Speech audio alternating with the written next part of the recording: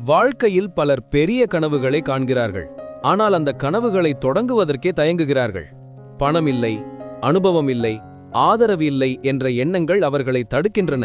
ஆனால் உண்மை என்னவென்றால், சரியான சிந்தனை, பொறுமை, தொடர்ந்து முயற்சி இருந்தால் பூஜ்ஜியத்திலிருந்தே ஒரு பெரிய வெற்றியை உருவாக்க முடியும்.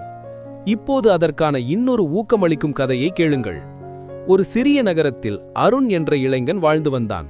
அவனுக்கு எப்போதும் ஒரு கனவு, தனக்கென ஒரு தொழில். ஆனால் அவன் குடும்பம் சாதாரணம், பெரிய முதலீடு செய்யும் வசதி இல்லை. அவன் பல நாட்கள் யோசித்தான். என்னிடம் என்ன இருக்கிறது? பணம் இல்லை, பெரிய அனுபவம் இல்லை. ஆனால் ஒரு விஷயம் இருந்தது.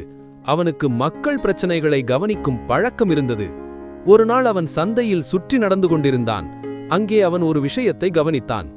பல வேலைக்கு செல்லும் பெண்கள் மற்றும் மாணவர்கள் காலை உணவை தவிர்த்து வேகமாக ஓடிக்கொண்டிருந்தார்கள். காரணம், அவர்களுக்கு விரைவான, சுத்தமான, மலிவான காலை உணவு கிடைக்கவில்லை. அருண் யோசித்தான், இந்த பிரச்சனையை நான் தீர்க்க முடியுமா? அவனிடம் இருந்தது சிறிய சேமிப்பு மட்டும். அதனால் பெரிய ஹோட்டல் திறக்க முடியாது. ஆனால் அவன் ஒரு சிறிய யோசனை செய்தான். ஆரோக்கியமான, வீட்டில் தயாரிக்கும் காலை உணவு பெட்டிகளை முன்பதிவு முறையில் விற்கலாம். முதல் நாள் 10 பெட்டிகள் மட்டும் தயாரித்தான். அதில் 4 மட்டும் விற்றது. பலர் மறுத்தனர். சிலர் சொன்னார்கள், நாங்கள் வெளியே சாப்பிட மாட்டோம், இது வேலை செய்யாது. ஆனால் அருண் ஒவ்வொரு மறுப்பிலிருந்தும் கற்றுக்கொண்டான்.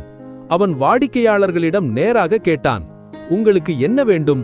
அவர்கள் சொன்னார்கள், சுத்தம், குறைந்த விலை, நேரத்திற்கு டெலிவரி, சுவை மாற்றம். அடுத்த வாரம் அவன் மெனுவை மாற்றினான். பேக்கேஜிங்கை சுத்தமாகவும் கவர்ச்சியாகவும் செய்தான். வாடிக்கையாளர்களுக்கு வாட்ஸ்அப் மூலம் ஆர்டர் வசதி கொடுத்தான்.